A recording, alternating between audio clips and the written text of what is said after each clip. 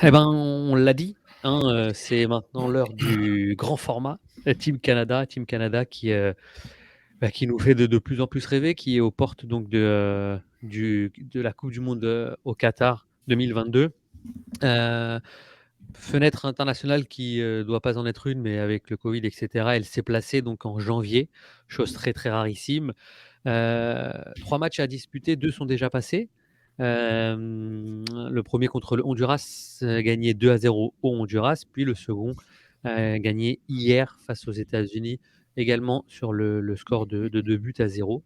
Hem, Écoutez, avant de passer, comme ça un petit peu, de voir un petit peu ce qui s'est passé dans les matchs, et comme je vous l'ai dit, on va recevoir aussi quelqu'un qui va nous parler un petit peu de son expérience dans le stade de Hamilton. Il a vécu ce match en direct. Il va nous expliquer un peu comment c'était.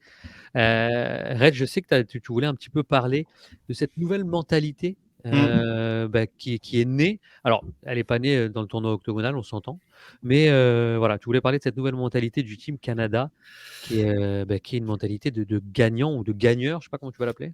Ouais, bah, j'ai appelé ça un peu le virage canadien. Donc c'est un peu, je pense qu'il y a pas si longtemps, tu vois, le Canada était quand même la risée de la CONCACAF.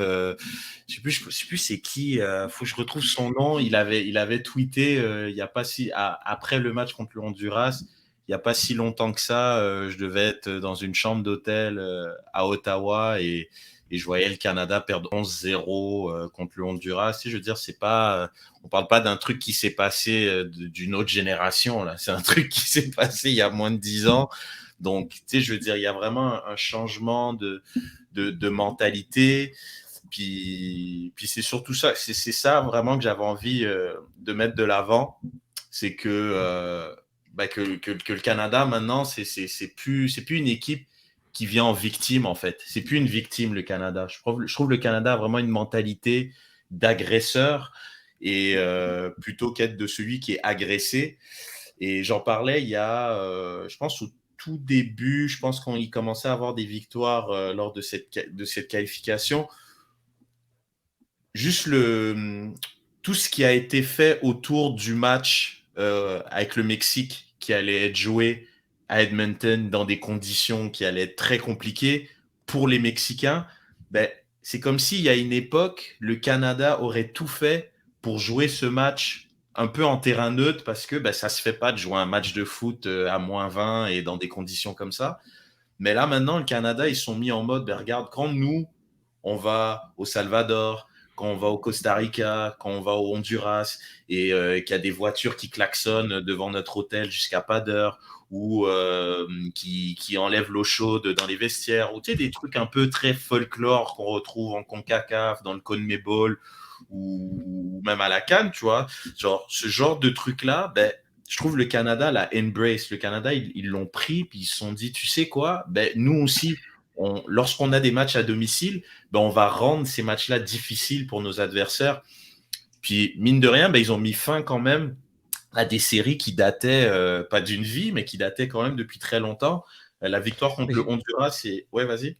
non, excuse-moi, j'ai pas compris la 3e, le 3e point là, tu t'étais Ouais, trompé le troisième ou? point, non, non, je me suis pas trompé, j'ai fait exprès de le mettre. C'est dans une optique. Tout d'abord, ben, j'ai d'abord parlé donc la victoire contre le Honduras, donc c'est la première victoire en 37 ans. La victoire contre le Mexique, c'est la première en 21 ans. Le Canada n'a pas gagné au sol américain depuis 1957, et la fiche contre les Américains, donc qui date depuis 1985. En fait, là, j'ai rajouté les 2 derniers matchs, donc le match nul et la victoire.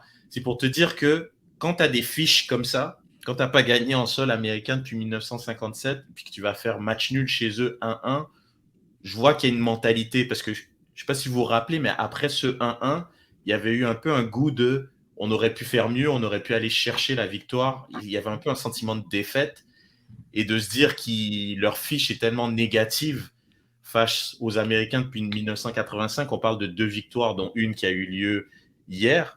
Donc là, on est vraiment dans une équipe, quand on voit comment ils ont commencé le match, contre les Américains hier, on est loin justement d'une équipe qui a une fiche de 1, 12 et 8, quoi. Tu vois ce que je veux dire? Donc c'est pour ça que Non, j'ai non, rajouté.